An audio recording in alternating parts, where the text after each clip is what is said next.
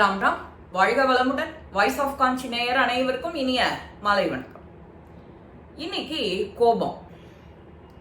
கோபங்கிறது ஒரு பெரிய வியாதின்னு சொல்லணும். ஒரு தடவை புத்தர் புத்தம் சரணம் கச்சாமி அப்படின்னு சொல்லிட்டு அவரும் அவருடைய சிஸ்டர் சீடர்கள் குழாமும் சேர்ந்து நடந்து போயின்னு இருக்கா ஒரு ஊர்ல. அப்படி போயின்னு இருக்கும்போது அந்த பப்ளிக்ல ஒருத்தன் ரொம்ப கோபத்தோட உச்சத்துல இருந்திருப்பான் போல இருக்கு. அவன் புத்தர் பேர்ல தூணு துப்பிட்டான் மூஞ்சி மேல. இவர் சாந்தமா இருக்கார், அப்பவும் கோபப்படலை. யார் கோபப்படணும்? ஆக்சுவலா எச்சல் துப்பினது புத்தர் மேல. புத்தர் சிரிச்சுட்டே, உனக்கு வேற ஏதாவது என்கிட்ட கேட்கணுமா அப்படின்னு அமைதியா கேட்கிறார். இவருடைய சீடர்கள்ல ஒருத்தன் பிரதானமா இருக்கிறவன் ஆனந்தன். அந்த ஆனந்தன் கேட்கிறான், சுவாமிஜி நீங்க அனுமதி கொடுத்தா நான் அவரை தண்டிக்கட்டுமா அப்படின்னு கேட்கிறான். இல்ல, நாமெல்லாம் சன்னியாசிகள். சன்னியாசி தர்மப்படி யார் உன்னை எது செஞ்சாலும் அவளை அசிங்கப்படுத்தவே கூடாது. மேற்கொண்டு அவ சந்தோஷம் அடைகிற மாதிரி ஏதான நீ செய்யணும். அவ திருந்தறதுக்கான ஒரு வாய்ப்பு கொடுக்கணும். நீ சுட்டி காட்டலாம், அவனோட தவற வேணா சுட்டி காட்டலாம் அப்படின்னு இவர் ஆனந்தனுக்கு அட்வைஸ் பண்ற. அதுக்குள்ளர அந்த எச்சல் துப்பின நிலைய நீ பாத்தியா? அவன் நோயோட உச்சத்துல இருக்கான், உச்சகட்டம். இதுக்கு முன்னாடி என்ன அவன் சந்தோஷமாவா இருந்திருப்பான்னு நினைக்கிற? எச்சல் துப்புறதுக்கு முன்னாடி அவன் ஆக்ரோஷமா பைத்தியம் மாதிரி இருந்திருப்பான். அதுதான் பைத்தியத்தோட அடுத்த நிலை. அது ரொம்ப நோய். அவனை விட்டுட்டு நீ நடந்து உன்னோட பாதையை நோக்கி போகணும். உனக்கு இப்படி இதெல்லாம் இடையூறுகள் வரும். நம்ம சன்னியாசிகள் என்ன செய்யணும்? முடிஞ்சா அவனை திருத்தணும், அவனை கூப்பிட்டு அட்வைஸ் பண்ணணும். அப்படி கூப்பிட்டு அட்வைஸ் பண்ணல, அவனுக்கு தெரியல, அவனுக்கு புரியலைன்னா இன்னும் கொஞ்சம் பொறுமையா இருக்கணுமே ஒழிய நீ தண்டனைய நீ கொடுக்குறேன்னு நீ ஆயிடக்கூடாது. அந்த அதிகாரம் உனக்கு எப்பவுமே கிடையாது அப்படிங்கிற. ரைட். அதுக்கு முன்னாடி அவர் என்ன சொல்கிறார் அப்படின்னா, திரும்பவும் அந்த எச்சல் துப்பினவன் கேட்கிறார் பார்த்து, இன்னும் ஏதானு என்ன பண்ணணும்னு நினைக்கிறியா? நான் போகட்டுமா கடந்து அப்படின்னு இன்னும் அமைதியா கேட்கிறார். எச்சல் பண்ணினத கொஞ்சமா தண்ணிய விட்டு அலம்பிக்கிறார். அது தன்னோட சீடன் கிட்ட சொல்றார். அவன் என் பேர்ல கோபப்பட்டான், எச்சல் துப்பினான். எனக்கு அதோட பாதிப்பு எதுவும் இல்லை, பாதிப்பு எல்லாம் அவனுக்கு தான்.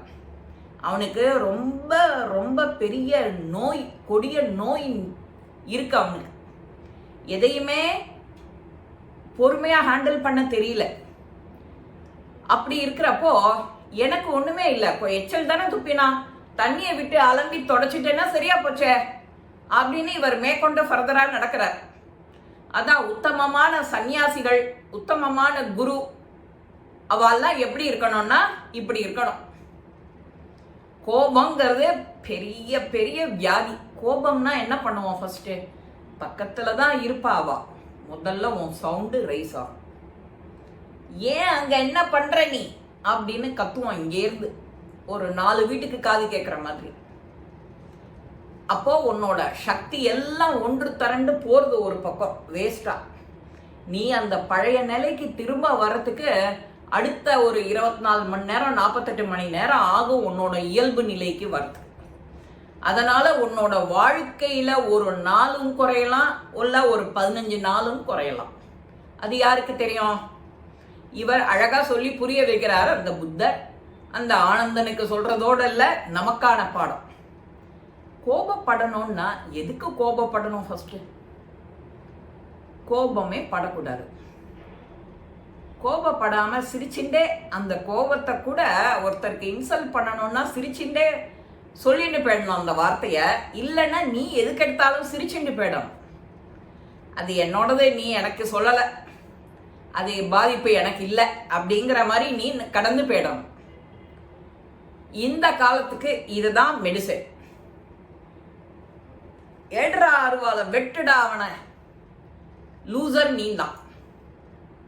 அதை எப்பவுமே ஞாபகம் வச்சுக்கணும். ஆனந்தமான யோகிகள், சந்நியாசிகள், மத குருமார்கள், அவளுக்கு கோபங்கிறதே வராது. அவதான் அந்த இடத்துல இருக்க முடியும், இருப்பா. நீ அவளை பார்த்து பார்த்து நீ தெரிஞ்சுண்டா நீ புத்திசாலி. இல்லை நான் திரும்பவும் அப்படியே தான் இருப்பேன், அழுக்கு கசடாக தான் இருப்பேன்னா அது உன்னோட விதி. அது என்ன அழகா சொல்றார், நோயின்ற கோபம் வந்தா நோய் இருக்கு அவனுக்கு. கோபமே படாதீங்கோ, சிரிச்சுட்டே இருக்கோ. ஸ்மைலி ஸ்மைலி பொம்மையெல்லாம் ஏன் வந்தது? ஸ்மைலி ஃபேஸே இல்லை இப்போ யார்கிட்டையும். நன்னா சிரிங்களே, வாய் விட்டு சிரிச்சா நோய் விட்டு போகும். அழகா சொல்லிட்டு போயிட்டா நம்ம முன்னோர்கள்லாம். அதுக்கு என்ன கலகல கலகலன்னு சிரிக்க வேண்டாம். எஸ்வி சேகர் சொல்ற மாதிரி கலகல கலகல கலகல கலகலன்னு சிரிக்க வேண்டாம்.